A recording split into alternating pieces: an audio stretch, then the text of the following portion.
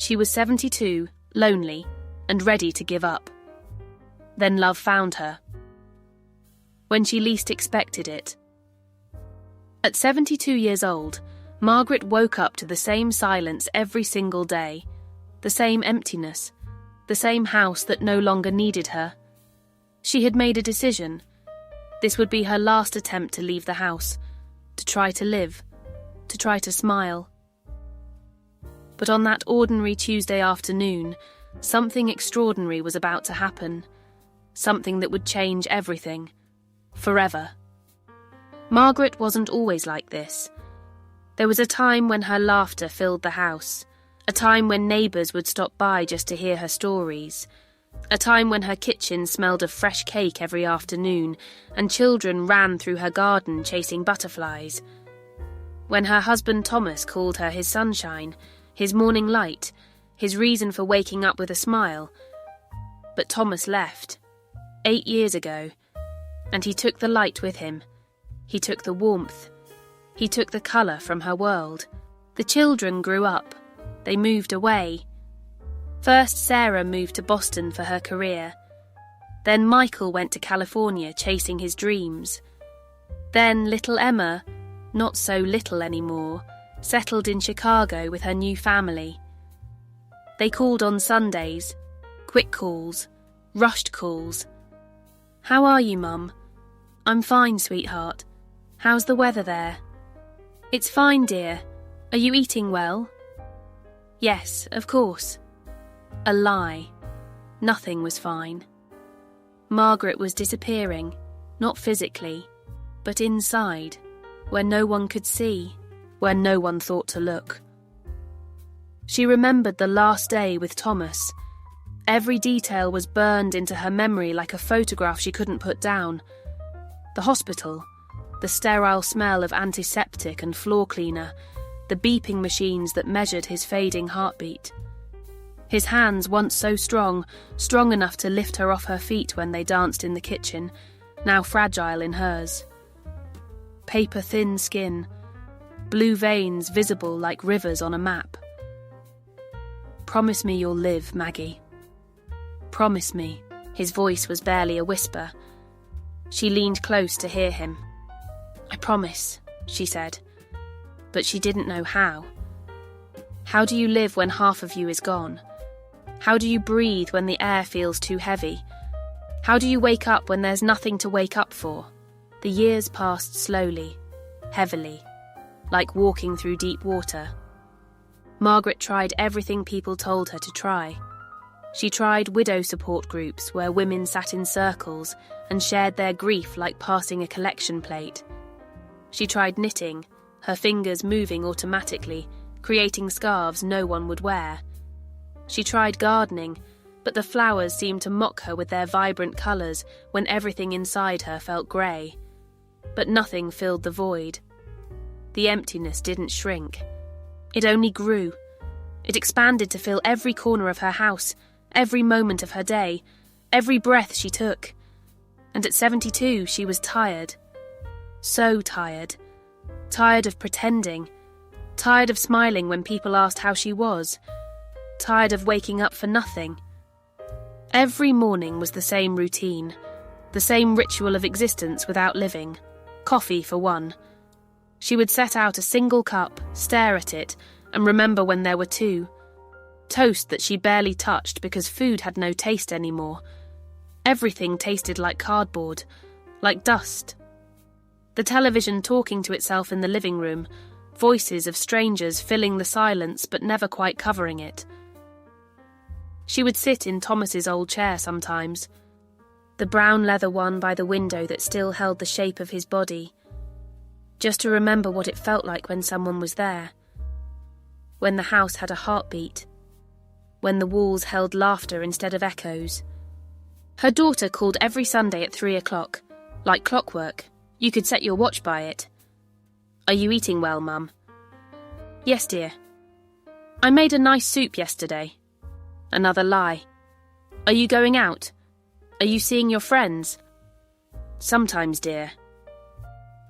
"I went to the grocery store on Thursday." More lies. Margaret hadn't been out in weeks. The grocery store delivered now. What was the point of going anywhere? The world had moved on without her. Life had moved on without her. She was just a ghost haunting her own existence. She looked at herself in the mirror one morning and barely recognised the woman staring back. When did this happen? When did I become invisible? When did I stop mattering? The wrinkles didn't bother her. She had earned every line on her face. Each one told a story, laugh lines from years of joy, worry lines from raising 3 children. But it was the sadness in her eyes that shocked her, the emptiness, the resignation, the acceptance that this was it. This was how the story ended. Not with joy or adventure or meaning, but with silence and routine and waiting, just waiting for it all to be over. At night, the loneliness was worse. So much worse. The house creaked and settled around her like an old ship. Every sound reminded her she was alone. The refrigerator humming, the clock ticking, the wind rattling the windows. She would lie in bed, on her side of the mattress, the right side, and stare at Thomas's empty pillow on the left. His pillow. She still called it that. She still couldn't bring herself to sleep on that side. Sometimes she talked to him, asked him questions. Thomas, do you remember the day we bought this house? Do you remember how Sarah fell and scraped her knee on that first day? Do you remember teaching Michael to ride his bike in the driveway? Told him about her day even though there was nothing to tell. The silence never answered back. It just pressed down on her chest like a weight. She thought about her life.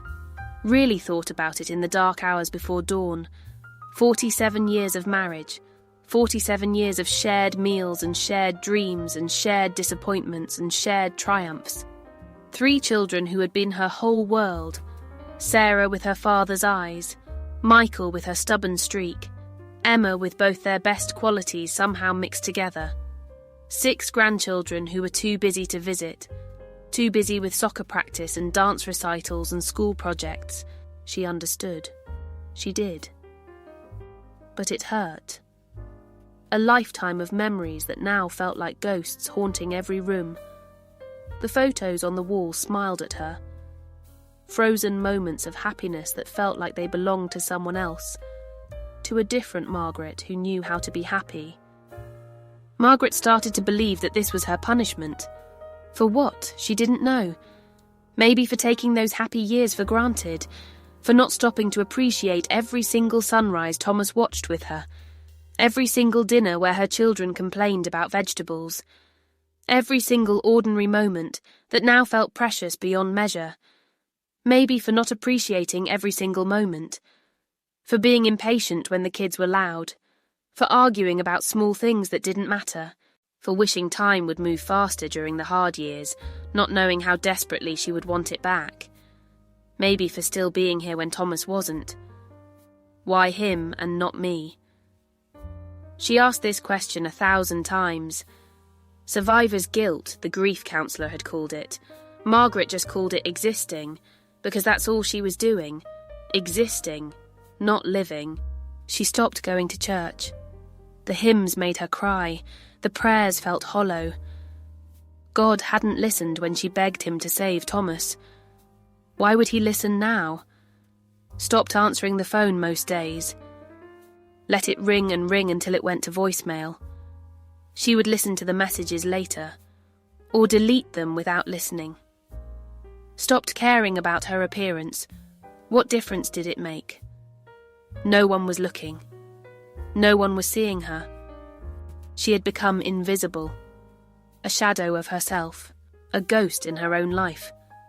She would go days without changing out of her nightgown. Would realise she hadn't brushed her hair in 3 days. Would forget to eat until her stomach hurt. But something strange happened one Tuesday morning. Margaret woke up and felt something different. Not hope exactly. She wouldn't call it hope. More like a whisper. A tiny voice deep inside that she hadn't heard in years. A voice that said, "Not today. Not today with the giving up. Today you go outside. Today you try.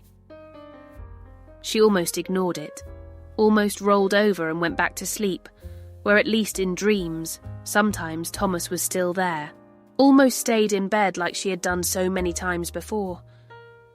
But something pushed her forward, something she couldn't explain. Something that felt almost like Thomas himself was there, his hand on her shoulder, gentle but insistent. She got dressed, not in her usual house clothes, not in the worn sweatpants and faded t-shirt that had become her uniform, but in the blue dress that Thomas always loved, the one he said made her eyes look like the ocean. It was wrinkled from sitting in the closet for years. She had to iron it. Her hands shook as she set up the ironing board. When was the last time she had ironed anything? She brushed her hair, really brushed it, not just ran her fingers through it. Put on a little lipstick. The tube was old and the colour had changed slightly, but it still worked. Looked at herself in the mirror and thought, this is ridiculous. You're 72 years old. Where are you even going? But she didn't take it off. She grabbed her purse, checked for her keys twice because she couldn't remember if she had checked already, and walked out the door before she could change her mind. Before the voice of fear could talk her out of it. The community coffee at the church. She had gone a few times before, back when she was still trying, back when people still called to invite her. Always sat in the corner, the same corner table by the window, always alone. People would nod at her, smile. But they never sat down, never asked to join her, and she never asked to join them. Always left early, before the awkward moment when everyone else was laughing together and she was still alone. But today felt different. She couldn't explain it. Today the sun was shining through the stained glass windows in a way that made everything look softer, kinder. The light caught the dust particles in the air and they looked like stars, like magic, like possibility. Margaret ordered her usual coffee. Black, no sugar, though she used to take it with cream and 2 sugars before Thomas died, before everything changed, before she stopped caring what anything tasted like. She found her corner table and sat down, arranged her purse on the chair beside her, smoothed her dress, prepared for another hour of watching other people laugh and talk and belong to each other, prepared to be invisible, prepared to feel invisible again, to watch life happen around her while she sat outside of it like watching through a window. And then he walked in. Edward. 74 years old. She would learn his age later. Right now he was just a man, a stranger. Tired eyes that had seen grief. She recognised that look. Shy smile that seemed uncertain, like he wasn't sure he belonged here either. He looked around the room. Every table was full, people clustered together in groups of 3 and 4, friends, families, people who belonged to each other, except hers. Her table had 3 empty chairs. He hesitated for a moment. She saw him hesitate, saw him almost turn away, almost choose to stand rather than approach her. Then walked over. "May I?" His voice was gentle, uncertain. Of course. She didn't really look at him, couldn't meet his eyes. Just stirred the sugar into her coffee even though she didn't take sugar. Her spoon clinked against the ceramic cup. Once, twice, 3 times. A nervous habit. But Edward didn't seem to be in a hurry. Most people were always in a hurry, always rushing to the next thing, the next conversation, the next moment. But Edward just sat, just existed in the space with her. Beautiful afternoon, isn't it? Margaret looked out the window. It was raining, hard. Rain streaked down the glass like tears. The sky was grey and heavy. She almost laughed. The sound surprised her. When was the last time she had laughed? Even almost laughed?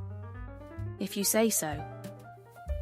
And there, in that almost laugh, in that tiny moment of something other than sadness. Something shifted. Something woke up. Like a flower that had been dormant underground suddenly remembering it could grow. Edward sat down across from her and didn't say anything else for a while. He just sipped his coffee. She noticed his hands, weathered, strong but gentle, workers' hands, and looked out the window at the rain with her. Most people would have felt uncomfortable with the silence, would have rushed to fill it with small talk and weather observations and empty words.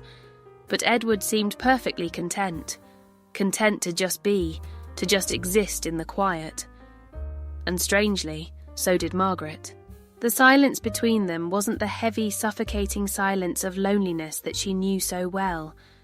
It was different. It was the gentle, understanding silence of two people who had walked through the same darkness. Who knew what it meant to lose everything and still have to keep breathing?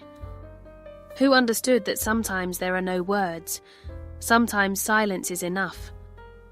I'm Margaret, and yes, I usually prefer it that way. It was true. She had preferred it. Preferred invisibility. Preferred not having to pretend. Edward nodded. Didn't push. Didn't pry.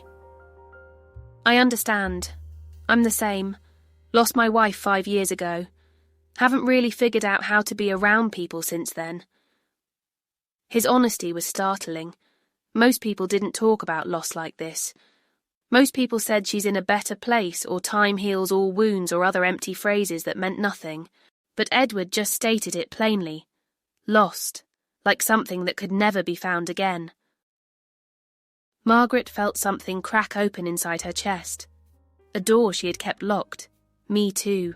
8 years for me. The words came out before she could stop them. She hadn't talked about Thomas to anyone in years. Not really talked. Not like this. They sat in silence again. But this time it was different. It wasn't the heavy, suffocating silence of loneliness that had been her constant companion for 8 years. It was the gentle, understanding silence of two people who had walked through the same darkness and somehow survived, who knew what it meant to lose everything that mattered and still have to keep breathing, still have to keep waking up, still have to keep existing in a world that suddenly made no sense, who understood that grief doesn't have a timeline or a cure or an end. It just changes shape, sometimes smaller, sometimes overwhelming, but always there. Edward came back the next week. She didn't expect him to. Why would he? But there he was. Tuesday afternoon. Same time. And the week after that. Like clockwork. Always on Tuesday. She started to realise he must plan his week around these Tuesdays, just like she was starting to. Always to the same table. Her corner table by the window. It became their table without either of them saying so. Always with that same shy smile that crinkled his eyes at the corners. And Margaret found herself doing something she hadn't done in years, something she thought she would never do again. She started looking forward to something, started counting the days until Tuesday. Monday felt longer. Wednesday felt emptier. She started marking the calendar, a small star on every Tuesday, started caring again, about what she wore, about how she looked, about being alive. She would get up earlier on Tuesdays, not at 9 or 10 like she had been doing, but at 7, sometimes 6. Would plan her morning with purpose, pick out her clothes more carefully. The blue dress became her Tuesday dress. She would stand in front of her closet for 20 minutes, trying on different options even though she always chose the blue dress. Put on the earrings Thomas gave her for their 20th anniversary, small pearl drops that caught the light. She told herself it didn't mean anything, that she was just being presentable, just being polite. But deep down she knew. She knew exactly what it meant. She was waking up, coming back to life. Like a person emerging from a very long sleep.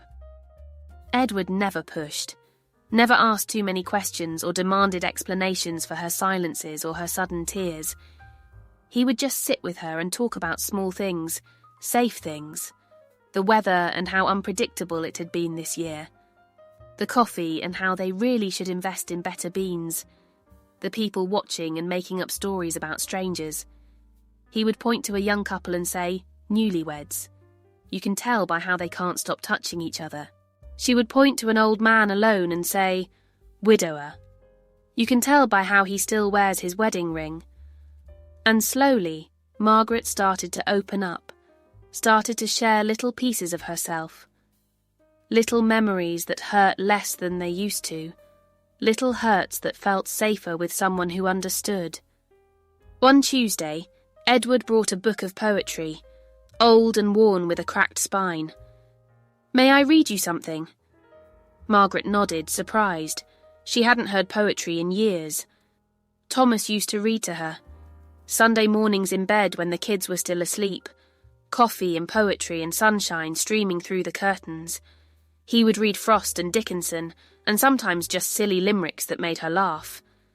The memory hurt like pressing on a bruise, but also felt warm, like remembering a favourite sweater. Edward read slowly. His voice was deep and gentle, like aged whiskey or old wood. The poem was about loss and finding beauty again, about how the heart breaks but doesn't stop beating, about how grief and love are two sides of the same coin, about how the things that hurt us most are the things we loved most deeply.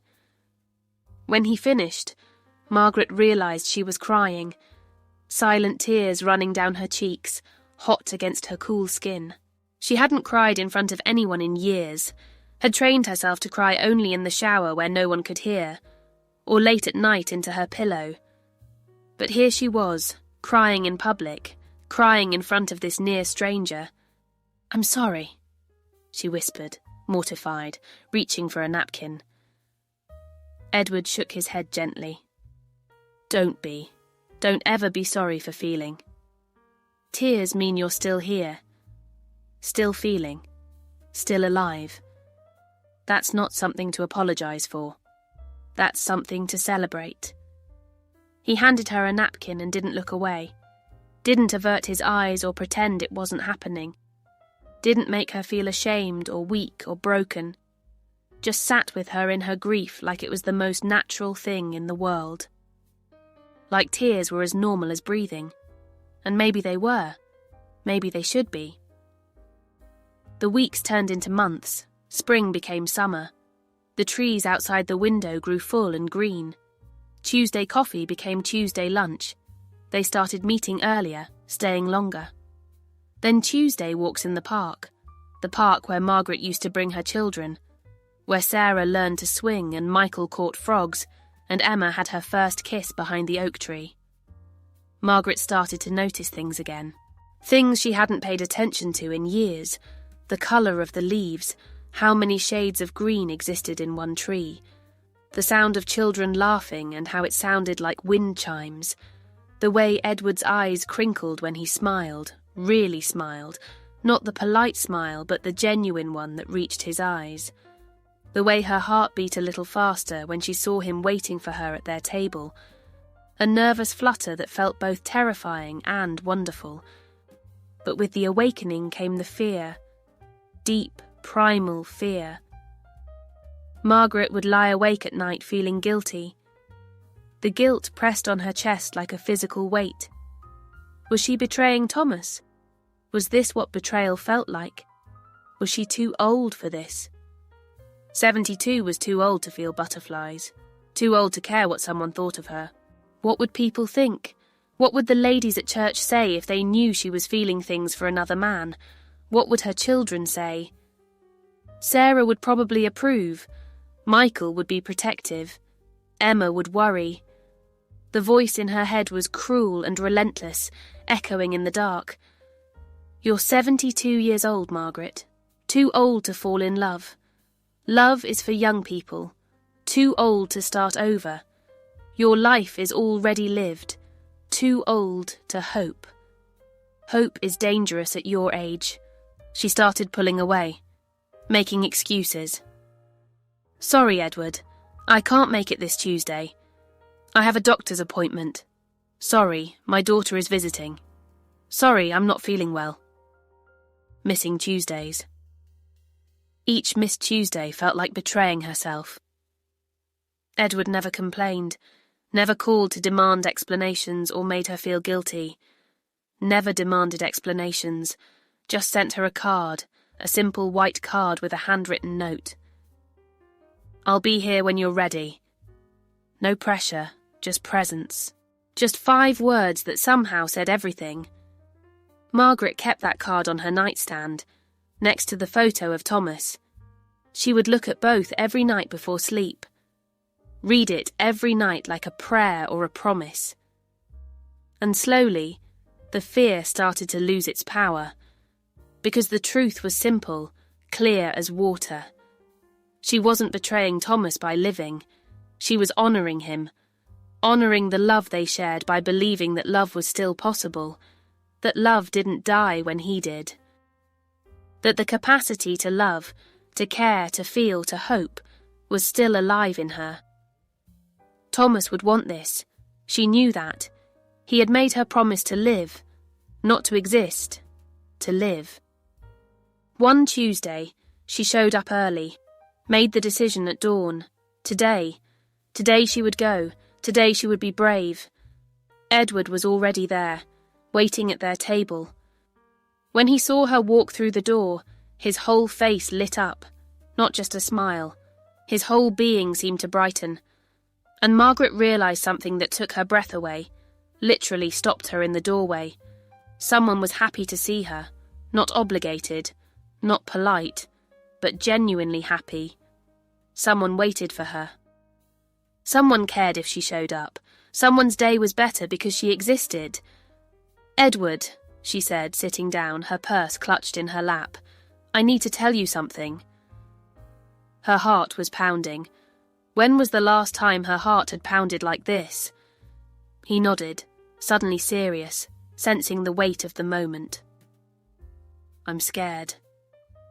The words tumbled out. Scared of this. Whatever this is. I don't even know what to call it.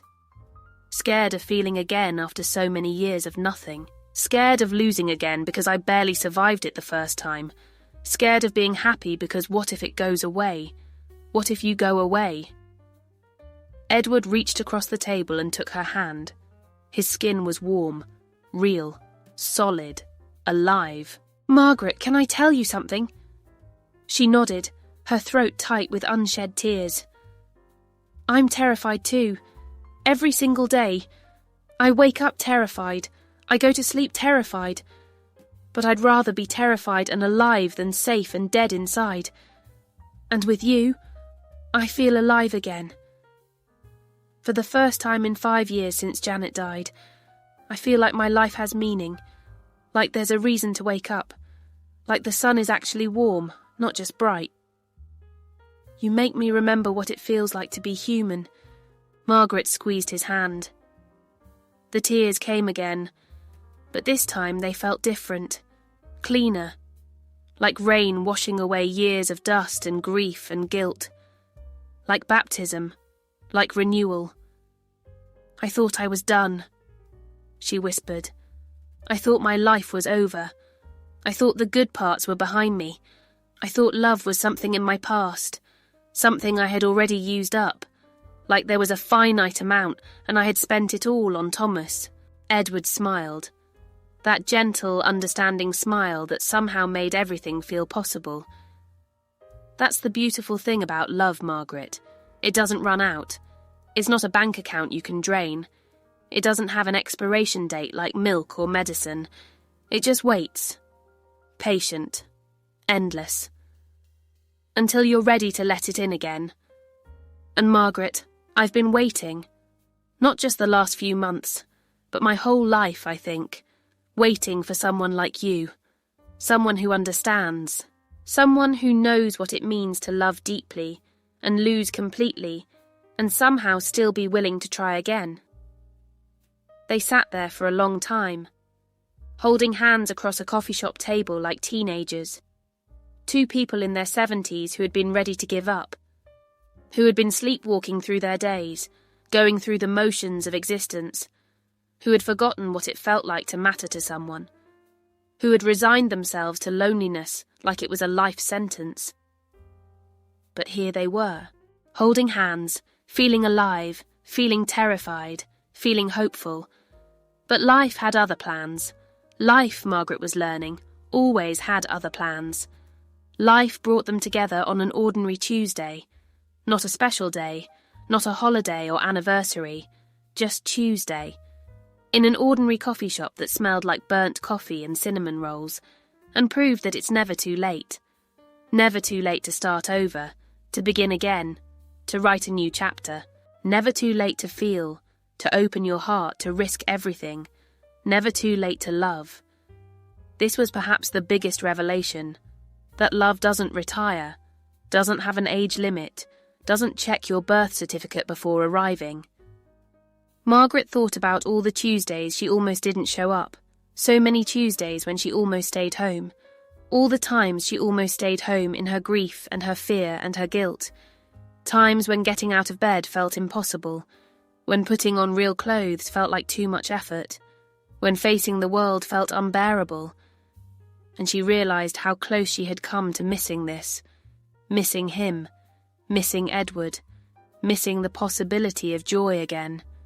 One different decision, one Tuesday stayed home, and she would have missed everything.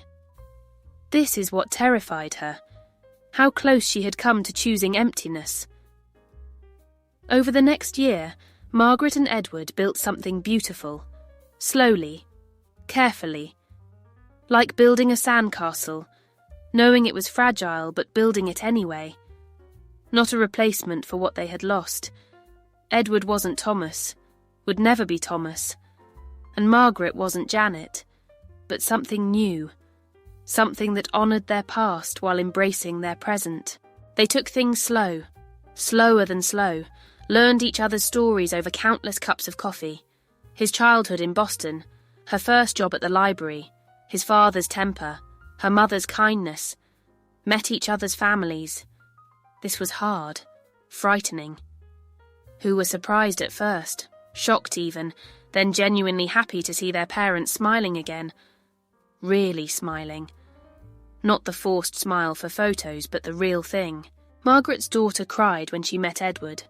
Good tears. Not sad tears, but overwhelmed tears. "Mum," she said, holding Margaret's hands, studying her face like seeing her for the first time in years. "I haven't seen you this happy in years. Since before Dad died. Since before you became a ghost. I thought we lost you when Dad died. I thought we lost both our parents that day. I thought you were just going through the motions, waiting to die. But you're back. You're really back. The light is back in your eyes." Margaret hugged her daughter tight and whispered into her hair like she used to when Sarah was small. "I'm back. I'm really back." Edward's son was protective at first, worried his father would get hurt, worried this Margaret woman would take advantage or break his heart or ask for money, or any of 1,000 fears. But after spending an afternoon with Margaret and Edward, watching them together in the garden, seeing how they moved around each other with care and attention, he pulled his father aside. "Dad," he said, his voice thick with emotion, "whatever this is, hold on to it. Don't let go. I haven't heard you laugh like this since Mum passed. Real laughs, not polite chuckles. She would want this for you. Mum would want you to be happy. She told me that, actually, before. She said, don't let him be alone forever." Margaret and Edward didn't get married. They talked about it.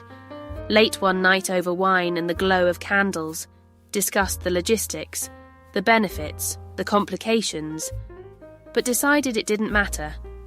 The ceremony, the paperwork, the legal binding. What mattered was showing up for each other. Every day, making the choice, being present, not distracted, not half-hearted, but fully there, choosing each other every single day. This felt more meaningful than any ceremony. They spent their time doing simple things, the kind of things that don't look important to anyone else. Walking, Miles and miles of walking through the park, through the neighbourhood, along the river, reading. They would read books and then discuss them for hours. Cooking together. Edward teaching Margaret his mother's recipes. Margaret teaching Edward how to make Thomas's favourite pie and not feeling guilty about it. Watching old movies, black and white films from their youth, holding hands, always holding hands. This simple gesture that meant we're here, we're alive, we're together. Some people didn't understand, the church ladies whispered. The neighbours raised eyebrows, thought they were too old to be acting like this, too old to hold hands in public, too old to be in love. Love is for young people, they said. You should be thinking about the next world, not romance. But Margaret and Edward didn't care. They had learned the hard way that life is short, unbearably short. That time is precious, that every moment matters, that love is a gift no matter when it arrives, whether you're 17 or 70, whether it's your first love or your last. On the anniversary of their first meeting, Edward took Margaret back to that coffee shop, to that same corner table by the window where it all began.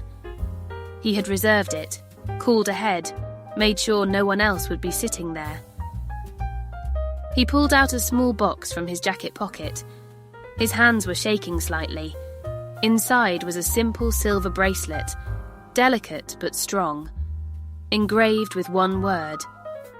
Tuesday. Just that. Tuesday. Margaret laughed through her tears, laughed and cried at the same time, which felt perfect because that's what life was now. Joy and sadness mixed together. Perfect.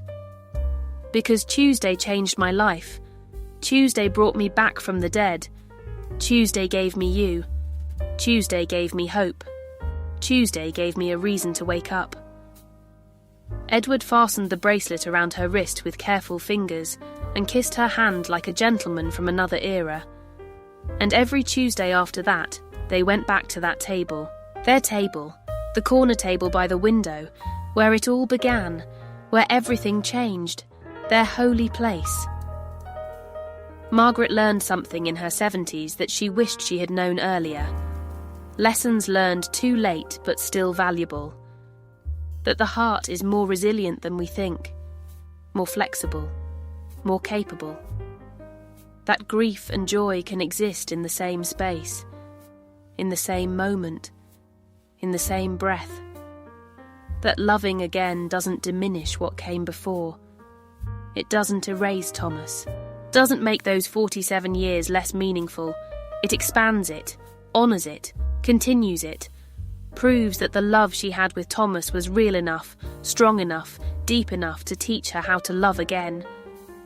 She thought about the Margaret from a year ago, that hollow woman who looked like her but wasn't her, the one who was ready to give up, the one who saw no future, the one who thought her story was over. And she wished she could go back and tell her. Shake her by the shoulders and say, hold on, just a little longer, just one more day, just one more Tuesday. Something beautiful is coming.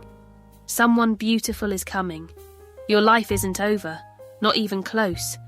It's just beginning again. You're not at the end. You're at an intermission.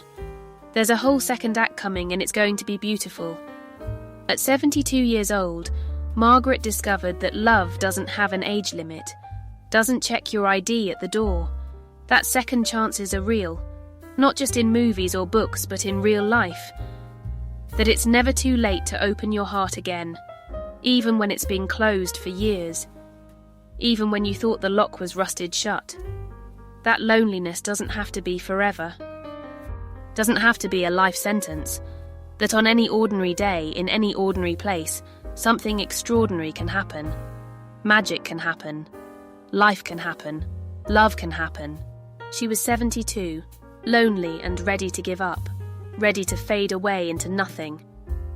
And then love found her when she least expected it, on a rainy Tuesday when she almost stayed home, in a coffee shop that smelled like burnt coffee and hope, across a table from a man with kind eyes and a gentle heart, and his own grief and his own story. and everything changed. Forever.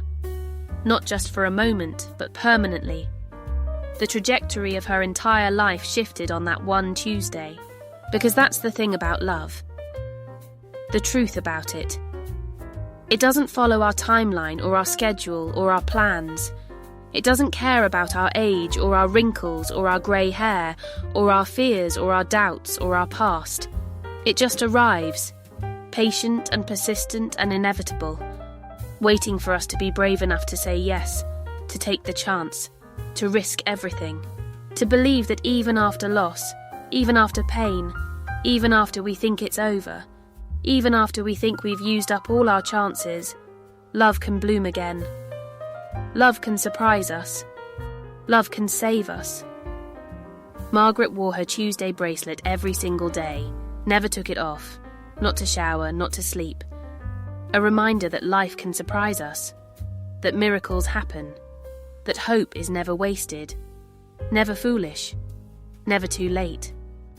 That walking out the door even when we don't want to, even when we're scared, even when we think nothing will change, even when it feels pointless, might just lead us exactly where we need to be.